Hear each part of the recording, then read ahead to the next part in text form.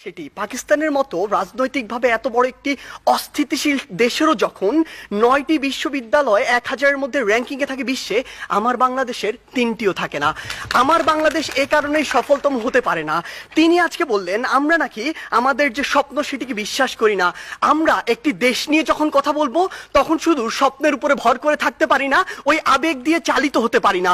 যদি আমার স্বপ্নকে বিশ্বাস করেই আমি দক্ষিণ এশিয়ার মধ্যে সফলতম হতে পারতাম, তাহলে এত ছোট স্বপ্ন দেখতাম না, আমি পুরো পৃথিবীর মধ্যে সফলতম হওয়ার স্বপ্ন দেখতাম। কিন্তু স্বপ্ন এবং বাস্তবতার মধ্যে অনেক পার্থক্য রয়েছে।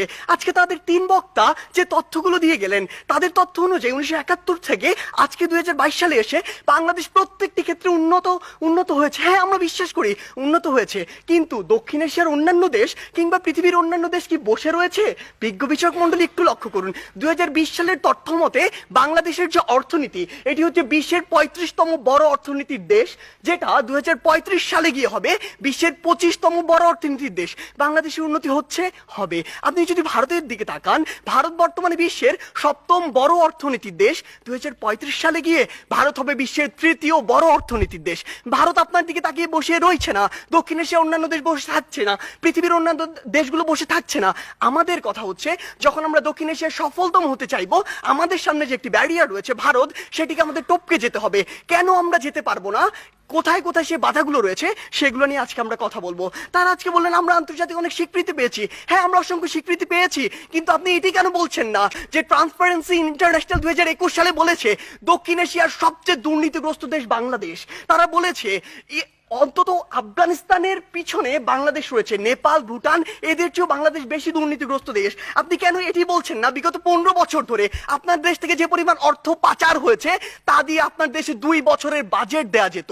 আমাদের সমস্যাগুলো এই জায়গায়। আপনি শিক্ষা নিয়ে কথা বলছেন, বাংলাদেশের শিক্ষা খাত যদি লক্ষ্য করুন, পৃথিবীর কোনো মধ্যম আয়ের দেশ, স্বল্প উন্নত দেশ কিংবা উন্নত দেশে জিডিপির মাত্র ২% শিক্ষা খাতে বরাদ্দ দেওয়া হয় না, বাংলাদেশে মাত্র ২% দেওয়া হয়। শুনে অবাক হবেন, এই 2%-এর অধিকাংশই চলে যায় আমাদের ওই শিক্ষক, কর্মকর্তা, কর্মচারীদের বেতন দিতে।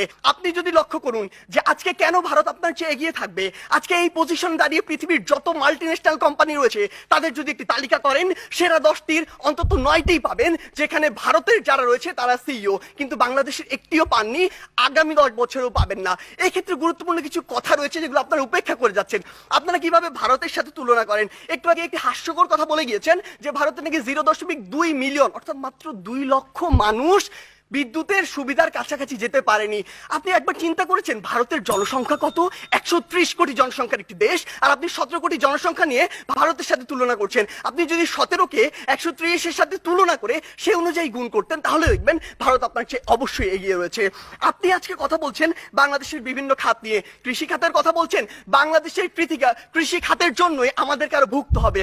বাংলাদেশের কৃষি খাতে আপনি এই জরিপে আর আপনার এই পরিসংখ্যানে যা দেখাচ্ছেন, কৃষকের কাছে যান, সেটি দেখতে পাবেন না। কৃষক আজকে তার ধানে আগুন পর্যন্ত লাগিয়ে দেয়। আজকে কি হয়েছে? আজকে হয়েছে যে পুরো বাংলাদেশের যে হাসপাতালের যে সিস্টেম, স্বাস্থ্য খাত, এটি 8 থেকে 10টি কোম্পানির হাতে, মানুষের হাতে জিম্মি রয়েছে। এটি থেকে বের হয়ে আসতে হবে। আজকে আমাদের